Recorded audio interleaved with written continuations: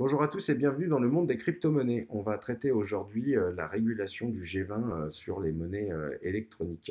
Donc, on avait vu il n'y a pas très longtemps, il n'y avait pas de vision claire de la position des États face à la monnaie, la crypto-monnaie, et on savait qu'ils n'étaient pas vraiment contre, qu'ils regardaient ça avec attention et qu'ils suivaient. Et je pense que aujourd'hui, ils ont bien compris finalement, parce que tout le monde a mis en place le fait de se dire que dans quelques années, on verra y avoir des monnaies numériques étatiques qui vont se développer de plus en plus. On le voit avec le yuan hein, qui vient de sortir et qui est là depuis un petit moment et qui va perdurer et qui va évoluer dans le temps. Donc, c'est important aujourd'hui pour les États de pouvoir réguler et contrôler tous ces mouvements.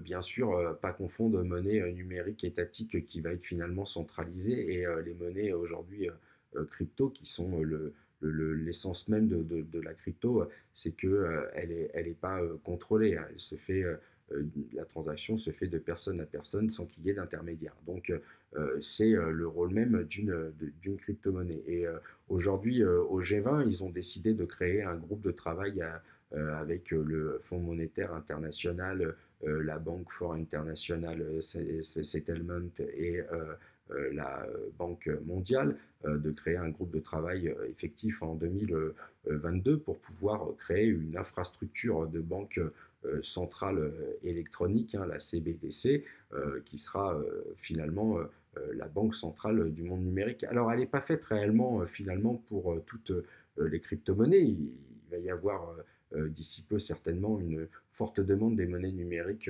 dans le monde entier et non pas des crypto-monnaies. Et pour ça, c'est intéressant de pouvoir finalement centraliser ces informations pour la régulation et avoir une meilleure vision dans le futur. Et c'est intéressant pour nous parce que finalement, euh, des fois, quand j'en parle avec des amis, il y en a qui ont un peu peur finalement que ça élimine la crypto-monnaie, mais bien au contraire, comme je vous l'ai dit au début, c'est pas le même but. Une monnaie numérique étatique, elle sera centralisée, donc elle ne changera rien par rapport aujourd'hui ou au nombre d'éditions de papier où c'est la même chose. Ils pourront éditer autant de numéros qu'ils veulent et donc ils pourront toujours créer de l'inflation et voilà. Et je pense qu'aujourd'hui, les crypto-monnaies, il y a beaucoup plus de gens dû au Covid aussi, avec cette inflation permanente de l'impression des billets qu'il y a dans le monde entier, où finalement, on va se réveiller un matin et notre argent, ça certainement dévalué. Donc, il y a beaucoup plus en plus de grands acteurs économiques qui mettent des réserves en crypto-monnaie, en monnaie numérique, et on s'aperçoit surtout beaucoup principalement en Bitcoin, parce qu'on voit aujourd'hui que les altcoins, leur santé n'est pas très, n'est pas très présente aujourd'hui. Hein, donc on verra ce qui va se passer pour les altcoins. Mais en tout cas, on voit que cet effet de crise aussi amène les gens sur la crypto-monnaie et une monnaie qui est totalement décentralisée et non pas centralisée comme un État. Donc finalement, aujourd'hui, les États, ce qu'ils vont faire, c'est simplement vous éliminer le billet en vous le donnant en numérique. Et donc, tout reste comme avant. Voilà. Donc, la crypto-monnaie, elle est vraiment différente. Et donc, on verra à terme quelle régulation sera prise en compte pour ces crypto-monnaies. En tout cas, voilà, tu vois, le monde des monnaies numériques et des crypto-monnaies n'est pas fini. Au contraire, il évolue, il va être présent de plus en plus.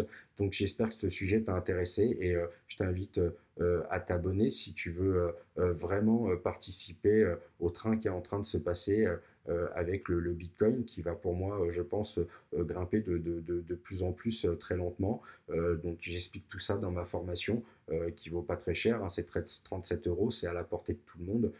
Beaucoup de gens aujourd'hui travaillent chez soi, donc du coup ça te laisse un peu de temps pour la visionner. Voilà, je vous dis à bientôt et à très vite pour une prochaine vidéo.